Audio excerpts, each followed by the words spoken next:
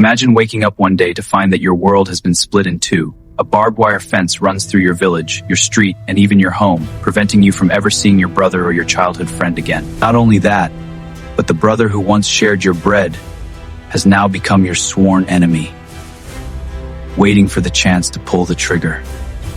This is not a fictional story, but the bitter reality of one people whom history has turned into two isolated halves. To understand this ending, we must go back to the beginning, when the Korean peninsula was under the brutal yoke of Japanese occupation. That occupation, which for 3 decades attempted to erase the Korean identity, language, and culture by all means possible. When World War II ended with Japan's defeat in 1945, the Koreans took to the streets to celebrate their freedom, but their joy did not last long. Behind the scenes, the victorious Allies were planning Korea's future without the knowledge of its people. The United States and the Soviet Union agreed to divide the country temporarily along the 38th parallel. But what began as a temporary military division quickly turned into a bloody political reality. In the north, with support from Moscow, a strict communist regime was established under the leadership of Kim Il-sung. In the south, with U.S. support, a capitalist state led by Syngman was established, leading to 2 rival states on one land, each claiming to represent the people, alongside Kim Il-sung. But their joy did not last long. Behind the scenes, the victorious Allies were planning Korea's future without its people's knowledge. The United States did not stand idly by. United Nations forces intervened to repel the attack, and the fighting reached the borders of China, which felt threatened and sent hundreds of thousands of its soldiers. The war fell into a vicious cycle of attack and retreat, destroying everything in its path.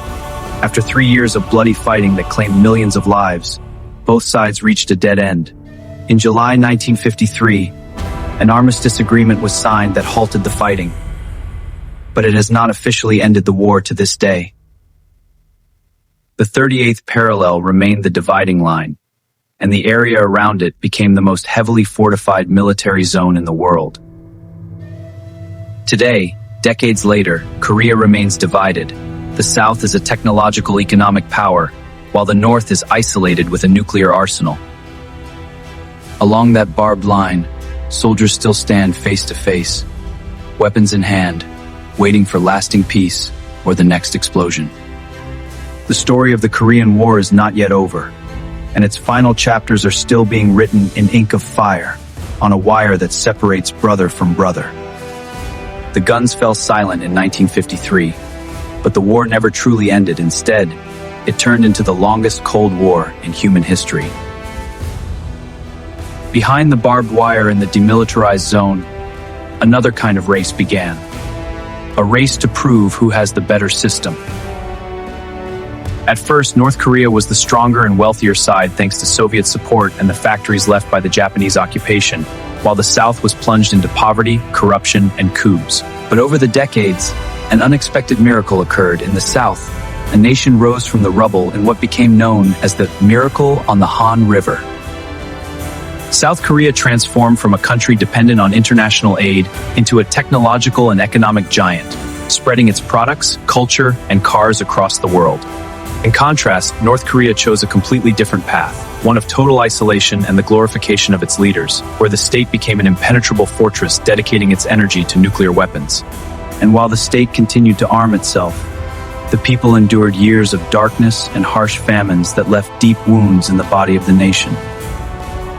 Behind this contrast, there was an ongoing shadow war, assassination attempts on South Korean presidents, and infiltration through secret tunnels dug hundreds of meters underground. With the collapse of the Soviet Union, Pyongyang felt an existential threat and decided that nuclear weapons were its only guarantee of survival, turning the peninsula into a powder keg threatening the world. Despite fleeting attempts at reconciliation, handshakes between leaders at the border, and athletes marching under a single flag, the wall of trust remained broken.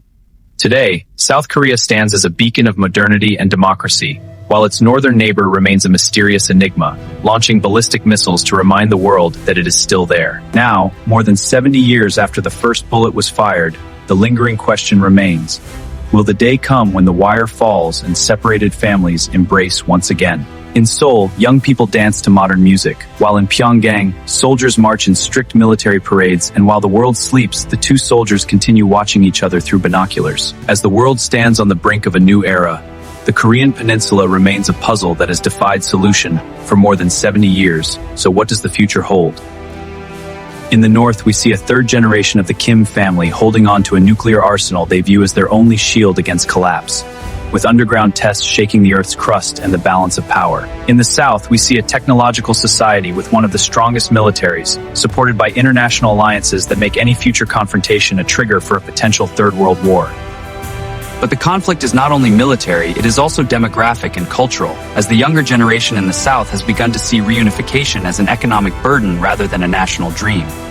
In contrast, the generation in the North remains isolated behind walls of propaganda, creating an ideological and linguistic gap that makes integration nearly impossible. The possible scenarios range from a sudden collapse followed by chaos to a gradual integration that would require trillions of dollars and decades of patience.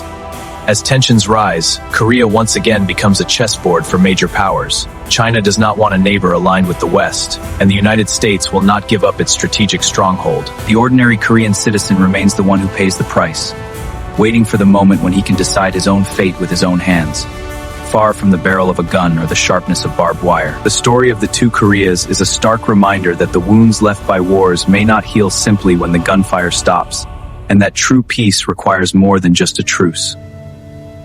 Share with us in the comments, do you think the two Koreas will ever reunite? Thank you for following this journey through the depths of history, and see you in a new story.